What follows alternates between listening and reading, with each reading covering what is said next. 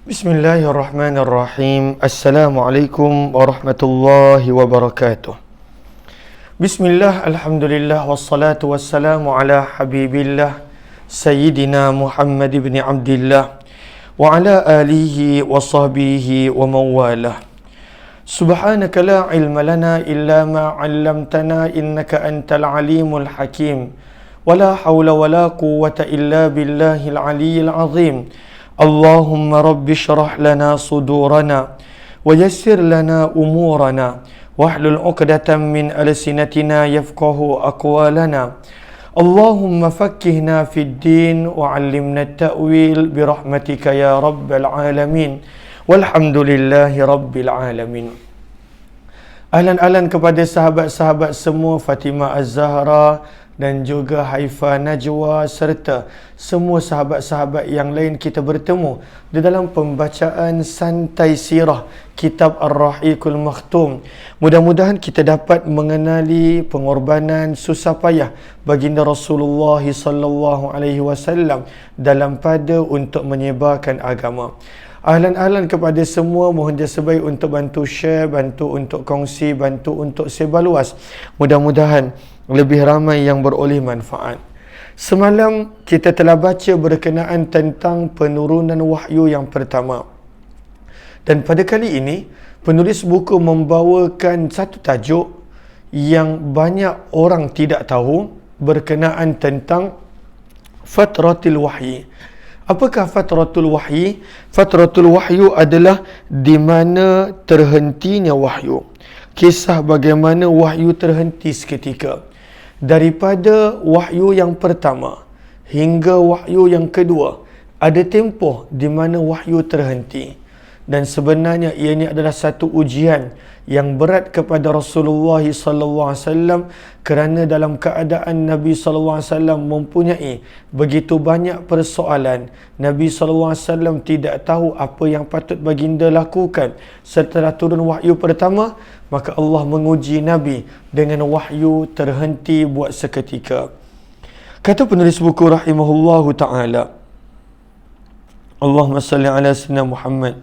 Pada muka surat 96 pada baris yang kedua 46 daripada bawah. Kata penulis buku, wa fataral wahyu, dan terhentilah wahyu. Wahyu terhenti. At-Tabari dan Ibn Hisham meriwayatkan hadis yang menggambarkan bagaimana Nabi SAW keluar daripada Gua Hira setelah baginda dikejutkan dengan wahyu yang pertama. Maka wahyu yang pertama dah menjadikan Nabi SAW terkejut. Sebab Nabi dah duduk hampir 3 tahun di Gua Hira. Tidak pernah ada sesiapa yang datang. Tiba-tiba datangnya Jibril. Maka keadaan tersebut menjadikan Nabi SAW tergamam. Nabi SAW terkejut. Kemudian Nabi SAW telah menyambung semula ibadah baginda sebelum baginda kembali semula ke Mekah. Periwayatan oleh At-Tabari memberi gambaran mengapa Nabi SAW telah keluar daripada Gua Hira. Maka riwayatnya adalah seperti berikut. Muka surat 97. Rasulullah SAW menceritakan selepas menyebut mengenai penurunan wahyu. Maka Nabi SAW bersabda, yang mana terjemahannya, tidak seorang pun makhluk Allah yang paling aku benci selain daripada penyair ataupun orang gila, syair. Nabi SAW tidak suka syair-syair yang melalaikan. Kita dah baca yang mana ada pun syair-syair tentang ketuhanan, syair-syair tentang keesaan Allah, seperti syairnya Umayyah bin Abi Salt, maka Nabi SAW suka. Maka Nabi tak suka syair di sini bermaksud syair-syair yang menggambarkan kelalaian, syair-syair yang pada waktu itu menggambarkan tentang perkara yang tidak berfaedah dan tak bermanfaat. Maka Nabi SAW tidak suka.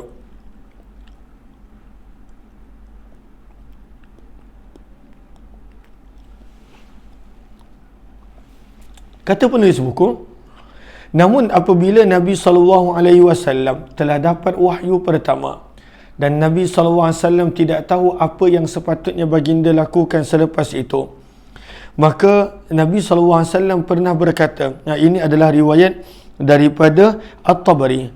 Maka Nabi SAW pun bersabda, sesungguhnya orang yang jauh ini, iaitu Nabi maksudkan diri baginda sendiri, jika adalah seorang penyair ataupun orang gila, pasti nantinya akan disebutkan sampai bila-bila oleh Quraisy. So Nabi SAW tak tahu apa yang Nabi SAW nampak, apa yang patut baginda buat, dan wahyu kedua pun tak turun. Maka Nabi SAW selalu timbul persoalan, apa nanti orang Quraisy kata, Muhammad nampak benda pelik, Muhammad dah menjadi tak betul, Muhammad dah menjadi gila. Maka kerisauan itu ada pada diri baginda mengikut riwayat At-Tabari ini. Maka sabda Nabi SAW, biarlah aku panjat ke puncak bukit dan mencampakkan diriku hingga meninggal dunia agar dapat aku berlapang diri.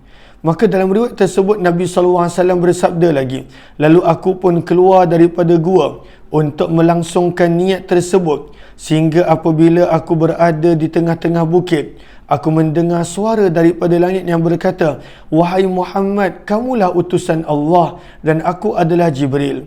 Maka ketika Nabi mengangkat kepala, tiba-tiba Nabi melihat Jibril dalam rupa seorang lelaki dan kakinya berada di ufuk langit. Ufuk maksudnya kaki langit. Maka Jibril berkata kepada Rasulullah, wahai Muhammad, kamulah utusan Allah dan aku adalah Jibril. Lalu aku berhenti merenung ke arah Jibril sehingga melupakan tujuan untuk naik ke bukit. Maka peristiwa ini nak menggambarkan tekanan yang Nabi SAW hadapi apabila Nabi SAW tidak tahu apa yang patut baginda Rasulullah buat selepas daripada menerima wahyu pertama. Sebab wahyu pertama menceritakan tentang membaca dengan nama Allah, menceritakan sedikit tentang penciptaan manusia, menceritakan tentang Allah yang maha mulia. Tapi apa yang patut Nabi buat, apa yang patut baginda lakukan, maka persoalan demi persoalan itu menjadikan Nabi SAW tertekan. Dan Nabi SAW sehingga ada terlintas untuk menjatuhkan diri baginda daripada puncak bukit sebelum ditenangkan oleh Jibril SAW. Ini mengikut riwayat At-Tabari. Dan sebenarnya bila kita lihat zaman kita, maka kadangkala orang-orang yang ada tekanan-tekanan ini, jika tak diberikan perhatian, jika tak diberikan Allahumma salli ala Sayyidina Muhammad, tak diberikan perhatian, kadangkala mereka punya tekanan tersebut boleh membawa kepada perasaan untuk melukakan diri, mencederakan diri, bahkan untuk membunuh diri. Al-'iyadzubillah. Maka tekanan sebenarnya adalah sesuatu yang perlu kita berikan perhatian. Depres, tekanan, masalah jiwa dan sebagainya. Maka Nabi SAW sentiasa ada soalan tersebut, apa yang patut baginda lakukan apabila tidak turunnya wahyu kedua. Maka Jibril selalu datang menenangkan Nabi, meyakinkan Nabi yang Nabi adalah utusan Allah yang sebenar, Nabi adalah Rasulullah, Nabi SAW adalah orang yang telah terpilih. Allahumma salli ala Muhammad wa ala alihi washabihi ajma'in. Maka dalam riwayat ini, maka sabda Nabi, aku tidak melangkah ke depan mahupun berundur. Kemudian aku memalingkan mukaku ke arah lain di ufuk langit. Maka setiap arah yang aku pandang, Jibril ada di situ, sebagaimana yang kulihat tadi. Aku terus sahaja terdiam kaku, sabda Nabi, tidak berganjak ke hadapan maupun berundur ke belakang. Sehinggalah Khadijah yang merisaukan Nabi menghantar orang untuk mencari Nabi. Puas mereka mencari Nabi namun tidak berjumpa, sehinggalah mereka pulang ke Mekah dan aku masih lagi terjekat di tempatku. Maka Jibril beredar daripadaku dan aku pun beredar pulang kepada isteriku. Maka ini keadaan Nabi SAW. Bila Nabi SAW mengalami sesuatu tekanan kerana Nabi tidak tahu apa yang patut baginda lakukan selepas wahyu pertama, maka Jibril akan meyakinkan Nabi, mengingatkan Nabi yang sebenarnya Nabi memang adalah utusan Allah yang sebenar. Maka dalam riwayat At-Tabari ini, maka Nabi SAW bersabda, apabila aku sampai kepada Khadijah, Khadijah pun dah risau mana Rasulullah pergi. Dan Nabi sentiasa turun naik bukit untuk menanti apa yang patut baginda lakukan.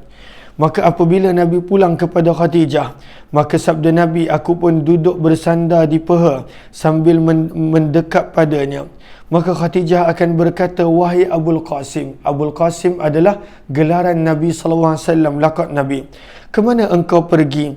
Demi Allah, aku telah menghantar orang untuk mencari engkau, sehinggalah mereka sampai ke Mekah dan pulang ke rumah. Maka Nabi SAW pun menceritakan kepada Khadijah apa yang kulihat. Khadijah pun berkata, terimalah berita gembira, wahai anak bapa saudaraku, dan tetapkanlah dirimu demi diri Khadijah yang berada di dalam kekuasaannya. Sesungguhnya aku mengharapkan engkau akan menjadi Nabi kepada umat ini. Maka peranan Khadijah sebenarnya adalah sangat penting. Menenangkan Nabi, sentiasa ada untuk Nabi, meyakinkan Nabi SAW, mengharapkan yang baik untuk Nabi. Maka peranan Khadijah sebenarnya adalah sangat-sangat penting. Dan bila kita berhadapan dengan orang yang mempunyai tekanan perasaan, mempunyai depres, sebenarnya sokongan itu yang sangat penting. Berikan sokongan, ucapkan perkara-perkara yang positif, sentiasa bersama dengan dia. Maka daripada sini kita nampak Khadijah sentiasa memberi kata-kata positif, memberi semangat kepada Nabi sallallahu alaihi wasallam. Dan wahyu masih lagi belum turun. Wahyu yang kedua masih lagi belum turun. Muka surat 98. Kemudian Khadijah bangun pergi menemui Warakah sepupunya untuk memberitahu kepada Warakah apa yang terjadi. Maka Warakah pun berkata, Kudus, Kudus, Maha Suci Allah, demi diri Warakah yang berada di dalam kekuasaannya, sesungguhnya dia telah didatangi oleh Namus yang pernah datang kepada Nabi Musa. Sesungguhnya dialah Nabi kepada umat ini, khabarkan kepadanya untuk bertabahlah. Maka ini mengikut riwayat At-Tabari, bagaimana Waraqah bin Naufal memberi berita gembira kepada Nabi SAW yang Nabi adalah utusan Allah. Namun di hujung tersebut kita dengar bagaimana Waraqah berpesan kepada Nabi untuk Nabi bertabah, untuk Nabi bersabar, untuk Nabi SAW kekal tenang, kerana dengan tanggungjawab kerasulan ini maka Nabi SAW pasti diuji. Bahkan tidak ada seorang Nabi pun yang tak diuji. Semua Nabi, terutamanya Nabi-Nabi dan Rasul Ulul Azmi, mereka lagi dahsyat dan lagi tinggi ujian mereka. Maka Nabi SAW telah dimaklumkan oleh Waraqah yang Nabi SAW perlu bertabah kerana akan datangnya ujian, akan datangnya satu persatu ujian kepada Rasulullah SAW. Maka daripada sini kita belajar, dalam pada untuk mengajak kepada Allah, pasti ada ujian dia. Pasti ada ujian dalam nak mengajak manusia kepada Allah, mendekatkan manusia kepada Allah, pasti ada ujian dia. Maka bukanlah dinamakan perjuangan untuk mendekatkan manusia kepada Allah jika kita tidak pada waktu itu mahu sebarang ujian. Setiap orang yang nak mengajak kepada kebaikan, yang nak mengajak kepada Allah, semuanya melalui ujian-ujian yang tersendiri. Maka Nabi SAW dimaklumkan oleh Waraqah yang Nabi perlu bertabah dengan apa yang bakal berlaku kepada baginda Nabi SAW. Maka dalam riwayat ini, perenggan seterusnya, maka Khadijah pun pulang memberitahu Rasulullah akan kata-kata Waraqah.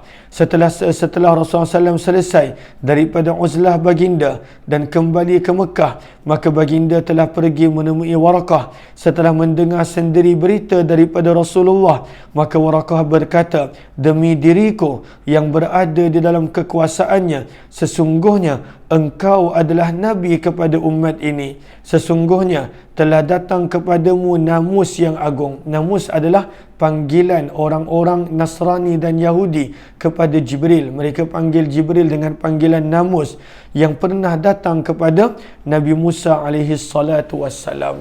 Maka ini adalah bagaimana Allahumma salli ala Sayyidina Muhammad.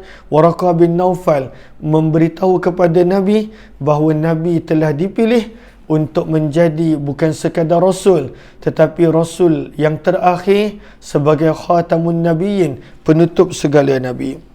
Maka berapa lamakah wahyu terhenti? Kata penulis buku, tempoh terhentinya wahyu adalah sebagaimana yang diriwayatkan oleh Ibnu Sa'ad daripada Abdullah bin Abbas bahawa ianya memakan masa beberapa hari. Itu satu pandangan. Ianya tak lama, hanya beberapa hari. Pandangan yang kedua, adapun tempoh yang sering dikatakan, ada mengatakan wahyu terhenti selama 3 tahun ataupun 2 tahun setengah. Maka ada pandangan begitu. Ada pandangan mengatakan wahyu terhenti daripada wahyu pertama sampai wahyu kedua, ambil masa 2 tahun setengah ke 3 tahun setengah, ke 3 tahun. Namun penulis buku menolak pandangan ini. Maka kata penulis buku, ianya adalah pandangan yang tidak tepat. Namun di sini bukan tempatnya untuk berbincang mengenai perkara ini. Semasa tempoh terhentinya wahyu, Nabi SAW sentiasa berada dalam resah, duka cita dan diselubungi kebingungan. So Nabi SAW tak tahu apa tugasan baginda, apa yang patut Nabi buat, dengan siapa yang sepatutnya Nabi jumpa. Maka Nabi tak tahu apa-apa, tak tahu tugas baginda apa yang patut baginda lakukan. Maka Nabi SAW sentiasa ternanti-nanti.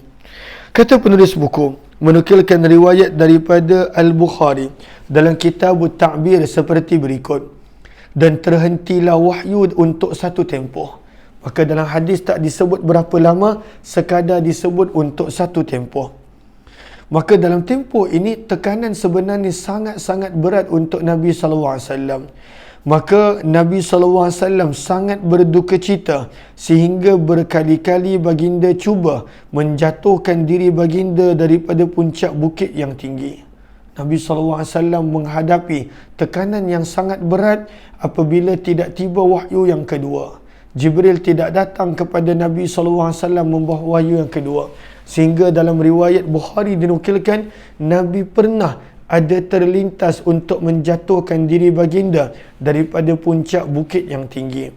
Nak gambarkan pada waktu itu perasaan Nabi SAW yang begitu tertekan dan begitu mengalami kesulitan. Namun setiap kali Nabi SAW nak buat begitu, maka Jibril menjelmakan diri kepada baginda, lalu berkata, wahai Muhammad, jangan, sesungguhnya engkaulah Rasul Allah yang sebenar. Maka Nabi SAW tenang seketika, hilang kegelisahan Nabi SAW seketika. Kemudian apabila Nabi SAW pulang, namun wahyu masih tidak turun, berpanjangan tempoh terhentinya wahyu, maka Nabi SAW naik lagi bukit yang tinggi nak menjatuhkan diri baginda daripada bukit, dan Jibril sentiasa datang memberi keyakinan kepada Nabi SAW. Sukar untuk kita bayangkan keadaan Nabi SAW, namun secara ringkasnya, apabila seseorang itu ada begitu banyak persoalan. Kadang-kadang bila kita ada begitu banyak persoalan dan pada waktu itu kita mengalami tekanan yang tersendiri, maka kadang-kadang manusia dia nak melakukan sesuatu perkara untuk menghilangkan tekanan tersebut. Maka macam Nabi SAW, Nabi ternanti-nanti wahyu yang kedua. Maka sebenarnya peristiwa fatratul wahyi adalah sangat-sangat berat ke atas baginda Nabi SAW. Terhentinya wahyu adalah perkara yang sukar dan berat ke atas baginda Nabi SAW. Maka kata penulis buku rahimahullahu ta'ala, maka akhirnya Jibril datang membawa wahyu yang kedua. Maka ada riwayat mengatakan wahyu terhenti selama 3 tahun. Dan ada juga riwayat mengatakan beberapa hari. Maka apakah wahyu yang kedua? Maka apakah isi kandungan wahyu yang kedua? Yang ini insya-Allah kita akan sambung esok insya-Allah. Tajuk yang baru, Jibril membawa wahyu yang kedua. Terima kasih untuk semua, walaupun untuk tempoh yang tak lama pada lewat malam ini masih ada yang bersama. Mudah-mudahan adanya manfaat insya-Allah. Terima kasih kepada semua. Jumpa lagi. Wabillahi taufiq wal hidayah. Assalamualaikum warahmatullahi wabarakatuh.